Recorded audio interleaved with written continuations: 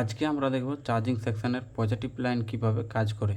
তো আমার কাছে এই যে একটা কানেক্টর আছে, আর এই কানেক্টর থেকে একটা আইসিতে যায় ভোল্টেজ, তারপরে আবার এখানে যাবে। তো আজকে আমরা শুরু থেকে দেখব এই যে লাইনটা আছে, এই লাইনটার নাম হচ্ছে ভিব্যাস, ইউএসপি ভিব্যাস। তো আমাদের কানেক্টর থেকে আমাদের 5 ভোল্ট, যে আমাদের 5.2 ভোল্ট আসে, সেটা আমাদের আসবে ওভিপি আইসিতে। ওভিপি বা ওভিএলও দুটোর মধ্যে একটা লাগানো থাকবে। একটা হয় ওভার ভোল্টেজ প্রোটেকশন, আর একটা হয় ওভার ভোল্টেজ লক আউট।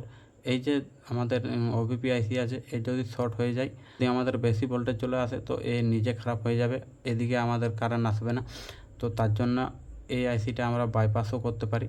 তো এবার দেখি আমরা, এই যে আমাদের ওভিপি আইসি আছে, ওভিপির থেকে আউটপুট করে আসে আমাদের চার্জিং আইসিতে।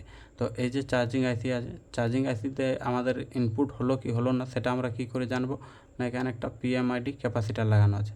এটা আমাদের প্যারালাল কানেকশান থাকে। তো এই সাইডে আমরা দেখব, এখানে আমাদের 5.7 ভোল্ট আসবে, এখানে 5.2, আবার এখানেও 5.2 ভোল্ট আসবে। তাহলে আমরা বুঝতে পারবো যে আমাদের চার্জিং আইসিতে ভোল্টেজ ইনপুট হয়ে গেছে। এবার আউটপুটে আমরা কোথায় দেখব? না, আউটপুটে দেখবো আমাদের ভিপিএইচ কয়েল। এই যে একটা কয়েল দেওয়া আছে, এই কয়েলটার নাম হয় ভিপিএইচ কয়েল। এখান থেকে আমাদের ভিপিএইচ তৈরি হয়ে আমাদের পুরো মাদারবোর্ডে যায়। এই যে সামনের দিকে একটা ক্যাপ লাগানো আছে, এটা হচ্ছে ক্যাপাসিটারের সিম্বল। এখানে আমি এই ক্যাপটা দিইনি। তো এটা হচ্ছে একটা ক্যাপ, এটার নাম হচ্ছে বুট ক্যাপ। আমাদের মোবাইলে ফ্যাক্ট চার্জিংয়ের সমস্যাগুলোর জন্য সব থেকে বেশি দায়ী হয়।